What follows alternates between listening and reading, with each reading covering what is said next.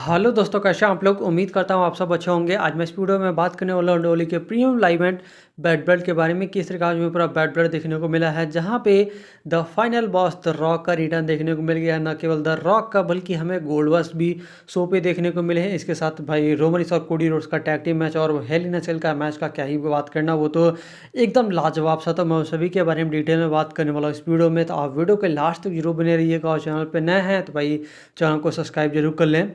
तो देखा जाए दोस्तों, अगर आपको डब्ल्यूडब्ल्यूई स्टूडियो इन्फॉर्मेशन वीडियो देखना पसंद है तो आप मेरे चैनल रसलिंग और गॉसिप को सब्सक्राइब साथ ही बेल आइकन दबा लें, जिससे डब्ल्यूडब्ल्यूई स्टूडियो जो भी नई वीडियो है आपके पास तक जरूर पहुंचे।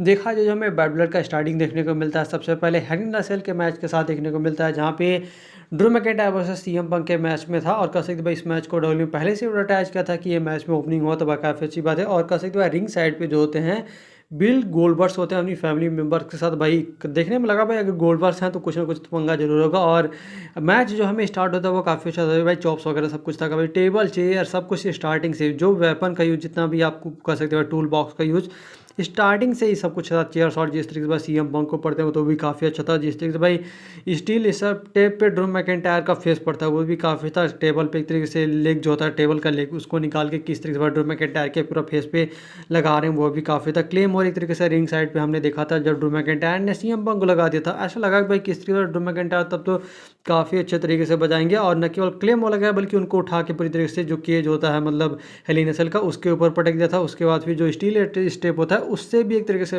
थ्रो करते हैं उनके ऊपर, और न केवल थ्रो किया बल्कि स्टील स्टेप पे उनका सीएम पंक का फेस रख के उसके ऊपर जंप कर देते भाई। सब कुछ यहाँ पे ब्रूटल था। और सीएम पंक ने भी किस तरीके से भाई जो फेस होता है वहाँ से ब्लीडिंग हो रहा था, मतलब सब कुछ काफ़ी ना सुपर फ्लेक्स पे देखा वो भी काफ़ी था। सीएम पंक ने एक तरीके से जो टूल बॉक्स होता है जिसमें स्क्रूचेज वगैरह सब होते हैं हथियार वगैरह, उससे निकाल के एक तरीके से ड्रू मैकिंटायर के फेस पे मारा, न केवल फेस पे मारा बल्कि टॉप रोप से चढ़ के उनका स्प्लैश भी मारा था उसी टूल बॉक्स से। तो भाई वो भी काफ़ी था। रनिंग ने भी हमने देखा किस तरीके से भाई, और कह सकते भाई यहाँ पे सीएम पंक ने अपने आप फिनिशर जेटीएस पे लगा दिया, लेकिन उसके बाद जो ड्रू मैकिंटायर होते हैं रिंग साइड से बाहर ही चले जाते हैं। जिसके बाद फिर कह सकते भाई यहाँ पे फिर आता है रिंग के अंदर क्लेमोर, और दोबारा एक तरीके से क्लेमोर के लिए जाते हैं तो यहाँ पे एक तरीके से कह सकते भाई यहाँ पे क्लेमोर मिस हो जाते हैं। जिसके बाद ही हमने देखा भाई सीएम पंक ड्रू मैकिंटायर के ऊपर शार्प शूटर लगाते हैं, लेकिन यहाँ पे टैप आउट नहीं होता बल्कि ड्रू मैकिंटायर ने जो जिसे पैना कहते हैं उससे भी एक तरीके से अटैक करना चालू करते हैं ड्रू मैकिंटायर को। एक तरीके से भाई जिस तरीके से उन्होंने टेबल के ऊपर सीएम पंक को उठा के भाई पटका था, थ्रो किया था, तो वो भी काफ़ी था। वहाँ पे किक होता है, जीटीएस लगता है उस पर किक आउट होता है। उसके बाद फिर जो स्टील स्टेप होता है उस पर करते के बाद ड्रू मैकिंटायर ने सीएम पंक के ऊपर वाइट नॉइस लगा, वहाँ पे भी कर सकते किक आउट हुआ। लेकिन कर सकते भाई इसके बाद भी जिस तरीके से भाई सब कुछ काफ़ी अच्छा चल रहा था। यहाँ पे एक तरीके से लो ब्लो भी लगा देते हैं ड्रू मैकिंटायर सीएम पंक को। और कह सकते हैं उन्होंने जो सीएम पंक के ब्रेसलेट होता है उसके एक तरीके से सभी का पूरा बेंच लाते हैं, मतलब गुच्छा लाते हैं, उसको एक तरीके से सीएम पंक के ऊपर लगाते हैं। और ऐसा लगा कि भाई अब क्लेमोर लगा के जीत ही जाएंगे ड्रू मैकिंटायर। लेकिन जैसे ही क्लेमोर लगाते हैं तो वो सीएम पंक हट जाते हैं और सीधा सीधा जाके पड़ते हैं स्टील स्टेप के ऊपर बीचों बीच, मतलब उनके जो कमर है वो बीचों बीच पड़ते भाई ड्रू मैकिंटायर की। तो यहाँ पे हालत खराब। उसके बाद फिर सीएम पंक उठते हैं, पूरा चैन होता है उसको अपने पैरों में बांधते हैं, और कह सकते हैं उसके बाद फिर जो अपना ब्रेसलेट होता है उससे एक तरीके से उन ड्रू मैकिंटायर के पूरा मुंह में ठूसते हैं और फिनिशर से अपना जेटीएस लगाते हैं, अच्छा सा फिनिशर। और जेटीएस लगा के इस मैच में पिन करके ड्रू मैकिंटायर को विन कर लिया है सीएम पंक ने हेल इन अ सेल का मैच। तो भाई सीएम पंक के लिए काफ़ी अच्छी बात है कि उन्होंने ड्रू मैकिंटायर को हेल इन अ सेल के मैच के अंदर हार लिया। भाई दोनों का फेस एक तरीके से कहते हुए ब्लड से भरा हुआ था, दोनों के फेस पर पूरा ब्लड सना हुआ, दोनों की हालत खराब है। तो मतलब जो मैच की क्वालिटी होना चाहिए भाई वो टॉप लेवल का था। मुझे तो काफ़ी अच्छा मैच देखने को मिला। और कह सकते भाई जब सीएम पंक बाहर निकल भी रहे थे तो उनको एक तरीके से ऑक्सीजन भी लगाया जाता है, मतलब देख सकते हैं भाई दोनों का जो ब्रूटलिटी की है वहाँ किस लेवल पे गया था। भाई इन दोनों के लिए काफ़ी अच्छी बात है और मैच की क्वालिटी काफ़ी अच्छा था। भाई सीएम पंक के विक्ट्री के लिए काफ़ी अच्छी और बढ़िया बात है। उसके बाद फिर जो अगला हमें शो पे देखने को मिला है डब्ल्यू वुमेन्स चैंपियनशिप के लिए मैच बेली वर्सेस नाया जैक्स के बीच में। और कह सकते भाई इस मैच का जितना हमने सोचा था भाई ये समर स्लैम से बेटर होगा, लेकिन समर स्लैम से बेटर नहीं बल्कि उसका कहते थोड़ा सा कम ही था। जहाँ पे एक तरीके से कह सकते हैं भाई नाया जैक्स का जो डोमिनेशन देखने को मिला, डिस्ट्रक्शन देखने को मिला वो काफ़ी था। लेग ड्रॉप वगैरह भी काफ़ी अच्छे तरीके से लगा, मतलब बेली का एक तरीके से काउंटर करने की जरूरत ही नहीं पड़ रहा था। मैं ऐसा लगता है भाई बेली तो एकदम धराशायी है, लेकिन काउंटर वगैरह भी करती हैं बेली, तरीके से काउंटर किया, डीटी वगैरह भी लगाते हैं। लेकिन नाया जैक्स को जिस तरीके से से भाई टॉप रोप पे थ्रो किया था, वो भी काफ़ी था। रनिंग नी भी हमने देखा किस तरीके से बेली ने लगाया था, और कह सकते भाई एल्बो 3 बार लगाया था, बिग एल्बो भी लगाया था। वहाँ भी क्या करता है, नाया जैक्स जो होती हैं उन्होंने एक तरीके से स्टील स्टेप पे थ्रो किया बेली को, न केवल थ्रो किया बल्कि उन्होंने बैरिकेड के ऊपर भी थ्रो किया, सब कुछ कह सकते भाई काफ़ी था। बेली ने एक तरीके से नाया जैक्स को समोन ड्रॉप लगाया, वहाँ भी क्या करता है, रेफरी एक तरीके से ऐसा था भाई, रेफरी को एक तरीके से उसके ऊपर ही बेली फेंक जाती है, जिसके बाद फिर बेली जो होती हैं नाया जैक्स को किक मारती हैं, सुपर किक। उसके बाद फिर ऐसा होता है भाई रेफरी नाया जैक्स के ऊपर ही दब जाती है, जिसके बाद फिर कह सकते भाई यहाँ फिर ट्रिफनी स्टर्न आती है, और ट्रिफनी स्टर्न का पूरा मूड था कि भाई मैं आज कैसिंग करूँगी ही। और जिस तरीके से भाई एनर्जेटिक लोग होते वो काफ़ी था, और कह सकते भाई यहाँ पे इसके बाद फिर जो आते ही बेली के ऊपर अटैक किया, नहीं केवल अटैक किया बल्कि वो मनी द बैंक के ब्रीफ केस के कैशिंग के लिए जाती है। रेफरी ने पकड़ भी लिया था, लेकिन भाई नाया जैक्स ऐसे उठते हैं जैसे अंडरटेकर उठते हैं, उठा और नाया जैक्स के ऊपर गुस्से में हो गए, जिसके बाद फिर कह सकते इसका फायदा थोड़ा सा बेली ने लाने की कोशिश की, लेकिन कुछ हुआ नहीं। जहाँ पे कह सकते भाई लास्ट में कह सकते भाई जो नाया जैक्स होती है, नाया लेटर लगा के इस मैच को जीत लिया, जो कि कह सकते भाई नाया जैक्स ने सक्सेसफुली अपना वुमेन्स चैंपियनशिप को रिटेन कर लिया, तो उनके लिए काफ़ी अच्छा और बढ़िया बात है। उसके बाद फिर जो अगला हमें शो पे मैच देखने को मिला ये था Finn Balor versus Damian Priest के बीच में, जो कि कह सकते भाई इस मैच को जो हमने सोचा था वहाँ पे ये चीज़ मैच नहीं था भाई। जिस तरीके से भाई डेमन पेस्ट को दिखाया गया, और एक तो पावर हाउस की तरह, और फिन बैलर को एक तरीके से ऐसा कमजोर सा लीडर, तो वो थोड़ा सा अजीब सा लगा भाई किस तरीके से भाई डेमन पेस्ट ने पूरी तरीके से कह सकते हैं फिन बैलर की धुलाई किया, इतना धुलाई किया, अपर कट वगैरह मारते जा रहे हैं, फिन बैलर पिटते जा रहे हैं, मतलब डेमन पेस्ट बजाते जा रहे हैं, फिन बैलर बचते जा रहे थे, ये वाली बात थी इस मैच में। और कह सकते भाई रेजर और एज वगैरह भी देखा किस तरीके से भाई थ्रो करें टेबल के ऊपर, वो भी कहा था चोक स्लैम मार दिया था भाई फिन बैलर के ऊपर,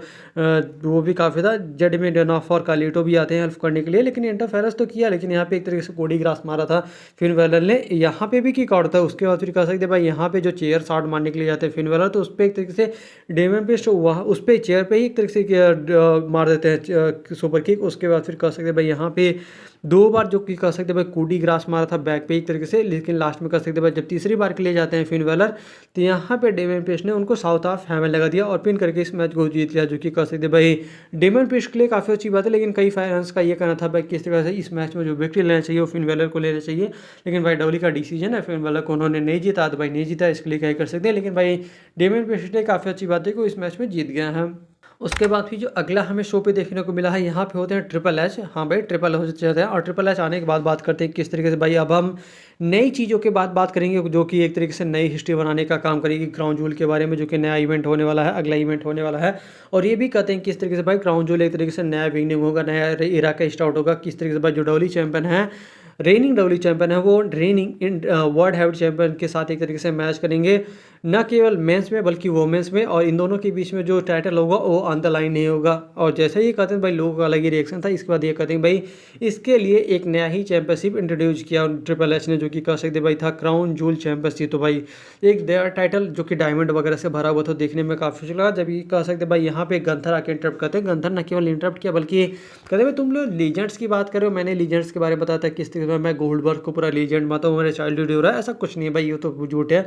और भाई गोल्डबर्ग का पूरी तरीके से बेइज्जती करने लग जाते हैं, उसके न केवल उनका बेइज्जती किया बल्कि उनके सन का भी एक तरीके से बेइज्जती करने लग जाते हैं। भाई गोल्डबर्ग को आ गया पूरा गुस्सा, गोल्डबर्ग पूरी तरीके से रिंग के बैरिकेड के ऊपर चढ़ के एक तरीके से आ जाते हैं एरिना के अंदर, और कह सकते भाई जिसके बाद फिर जो रिंग साइड पे आ जाते हैं, जिसके बाद जो सिक्योरिटी वगैरह होती है पूरी तरीके से लग जाती है, नहीं नहीं लाइटा वगैरह नहीं है, सभी एक तरीके से छुड़ा रहे हैं। और कह सकते भाई यहाँ पे सेमी जन ने आके गंथर के ऊपर अटैक किया, न केवल अटैक किया, काफ़ी अच्छे तरीके से ब्रॉल हुआ इन दोनों के पीछे, जहाँ पे गंथर को पीछे हटना पड़ता है और सेमीजन भी पीछे हट जाते हैं, और बी रिंग के बीच में हमें देखने को मिलता है जहाँ पे ट्रिपल एच और गोल्डबर्ग होते हैं, जहाँ पे लोग काफ़ी ज़्यादा गोल्डबर्ग के चार्ट लगा रहे थे। और कह सकते भाई लास्ट में ट्रिपल एच ने गोल्डबर्ग का जो हैंड रेज करते हैं भाई रिंग्स के अंदर, तो भाई इसके लिए काफ़ी अच्छी बात है, जो कि कह सकते भाई ऐसा देख लग रहा है भाई गोल्डबर्ग अब डब्ल्यू के अंदर आ ही चुके हैं, तो भाई इसके लिए काफ़ी अच्छी और बढ़िया बात है।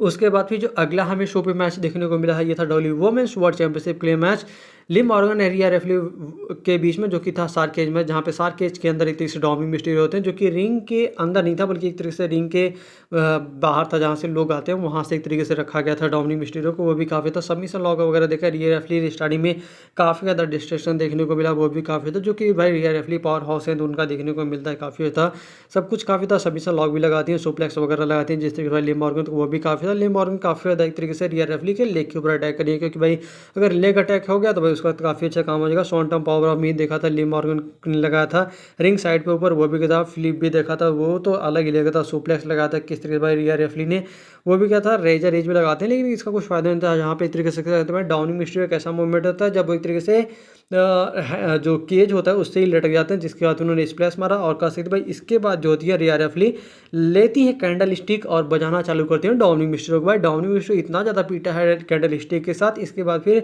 यहाँ पे एक बंदी आके अटैक करती है रिया रेफली के ऊपर, वो कोई और नहीं बल्कि वो थी रकोल रोड्रिगेज, और कह सकते भाई इस मैच को ऐसे एंड कर दिया, डिस्क्वालिफिकेशन से मैच एंड हो गया, जहाँ पे कह सकते भाई रिंग्स में ले जाके रिया रेफली की काफ़ी अच्छे तरीके से कह सकते भाई रकोल रोड्रिगेज ने धुलाई की, और कह सकते भाई यहाँ पे मैच एंड हो गया, जहाँ पे लिव मॉर्गन ने सक्सेसफुली कह सकते भाई उनका वर्ल्ड चैंपियनशिप को रिटेन ही कर लिया है, और कह सकते भाई डोमिनिक मिस्टेरियो, लिव मॉर्गन और रकोल रोड्रिगेज तीनों साथ में आ चुके थे। भाई एक नए पावर हाउस को जोड़ना जजमेंट डे के अंदर, ये काफ़ी अच्छी बात है रकोल रोड्रिगेज के लिए।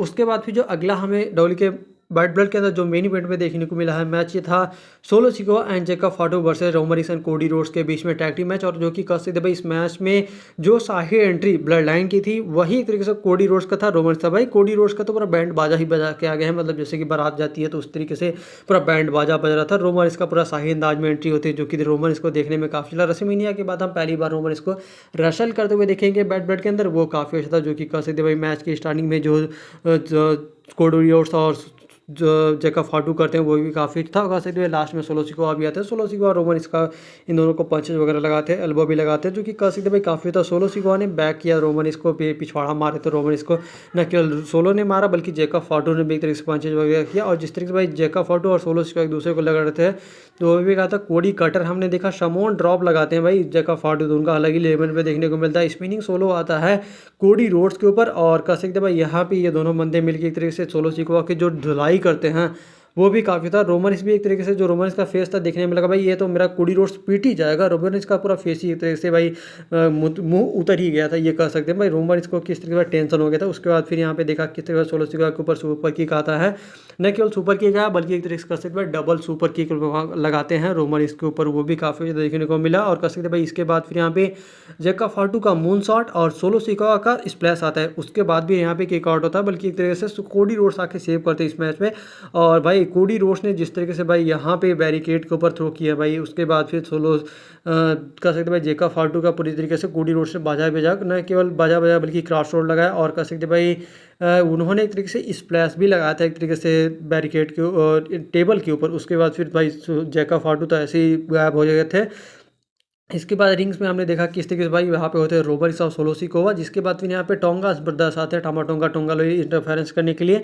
जैसे ही तरीके से जाते हैं तो यहाँ पे सोलो सिकोवा का आता है स्पीयर, लेकिन वहाँ पे भी कट होता है, जिसके बाद फिर हमें देखने को मिलता है एक हुडी वाला बंदा जो कि एक तरीके से टोंगा लोई के सुपर किंग मारा। उसके बाद फिर उन्होंने अपना हुडी निकाला, वो थे जिम्मी ऊसो, और जिम्मी ऊसो का आज हमें फाइनली रिटर्न देखने को मिल गया। उसके बाद उन्होंने सोलो सिकोवा को लुक दिया, सोलो सिकोवा भाई डर गए। उसके बाद फिर यहाँ पे हमें देखने को मिलता है सुपरमैन पंच, और कहते हैं भाई स्मूथ सा स्पीयर रोमन ने लगाया सोलो सिकोवा को और पिन करके इस मैच को जीत गए हैं रोमन और कोडी रोड्स। तो भाई उनके लिए काफ़ी अच्छी बात है। जिसके बाद फिर जिम्मी ऊसो और रोमन ये दोनों को एक दूसरे को हक करते हैं, गले मिलते हैं, तो उनके लिए काफ़ी अच्छी बात है। ये दोनों बंदे कोडी रोड्स को रिंग्स में छोड़ के आगे बढ़ लेते हैं। भाई अब तो हमें चलना चाहिए, ये जो लोग जा रहे हैं, और ब्लड लाइन जितने बंदे होते हैं एक तरीके से कोडी रोड्स के ऊपर अटैक करना चालू कर देते हैं। जिसके बाद फिर जिम्मी ऊसो रोमन कहते हैं भाई हमें इनको बचाना चाहिए, कोडी रोड्स को बचाना चाहिए।